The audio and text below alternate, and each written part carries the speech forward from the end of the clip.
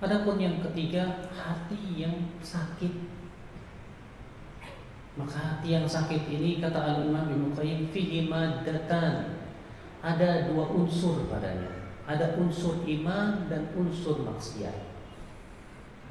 Di hati yang sakit ada cinta kepada Allah, ada. Di hati yang sakit, ia masih iman kepada Allah, ia mencintai Rasulullah. Ia pun mengharapkan kehidupan akhirat. Dia pun mengharapkan ridha Allah. Namun dia masih ada unsur lain. Apa itu? Masih suka mengikuti hawa nafsu. Masih dia tertipu oleh dunia dan mengutamakan kehidupan dunia. Sekarang jadi pertanyaannya, Pak, kita ini hati yang mana ya, Pak ya? Mungkin yang ketiga, Pak. Hati yang sakit ya, Pak. Ketika ditanya, Bapak beriman kehidupan akhirat? Saya beriman. Bapak mau mengharapkan keridhaan Allah? Mau. Bapak yakin Bapak akan mati dan akan dibangkitkan? Tahu. Tapi terkadang semangat kita kepada ketaatan lemah. Iya. Semangat kita kepada kebaikan lemah. Masih kita suka berbuat maksiat. Nanti ini orang sedang sakit. Masya Allah. Ikhwatul iman, azakumullah wa iyyakum. Dan kalau sakitnya semakin lama, semakin berat, menyebabkan mati.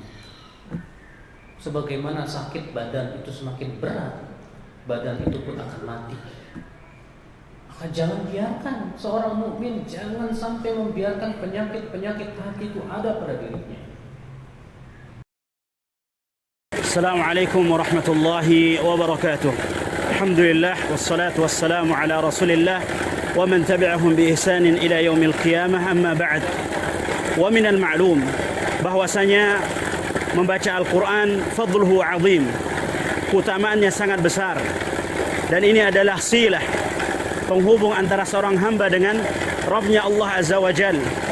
Oleh karenanya Allah Subhanahu wa taala berfirman di dalam surat Fatir, innal ladzina yatluna kitaballah, sesungguhnya orang-orang yang membaca kitabullah Al-Quran, wa aqamus salah, dan mendirikan salat, wa anfaqu mimma razaqnahum sirran wa alaniyah, dan mereka menginfakkan sebagian daripada apa yang kami karuniakan kepada mereka, baik secara terang-terangan maupun tersembunyi, yarjuna tijaratan lan tabur, mereka mengharapkan perniagaan yang tidak ada ruginya, liwaffiyahum ujurahum wa yaziduhum min fadlih wallahu ghafurun syakur.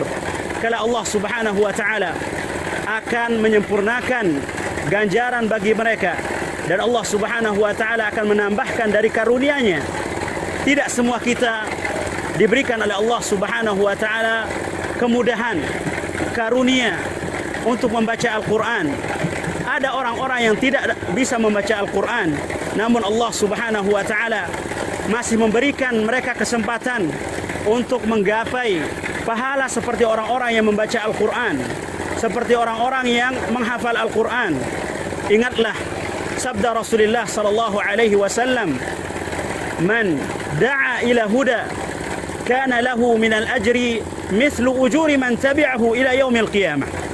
Barang siapa yang memberi petunjuk kepada kebaikan, maka baginya pahala seperti orang-orang yang melakukannya sampai hari kiamat, duna ayanqusa min ujurihim syai'a, tanpa mengurangi sedikit pun pahala orang-orang yang melakukannya.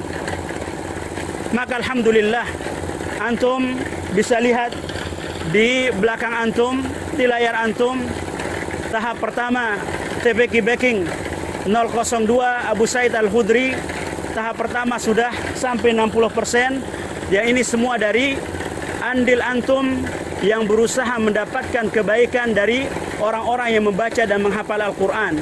Maka insya Allah ke depan di tahap yang kedua kita akan memulai tahap untuk pemasangan atap, yang insya Allah akan dikerjakan segera setelah tahap pertama ini selesai.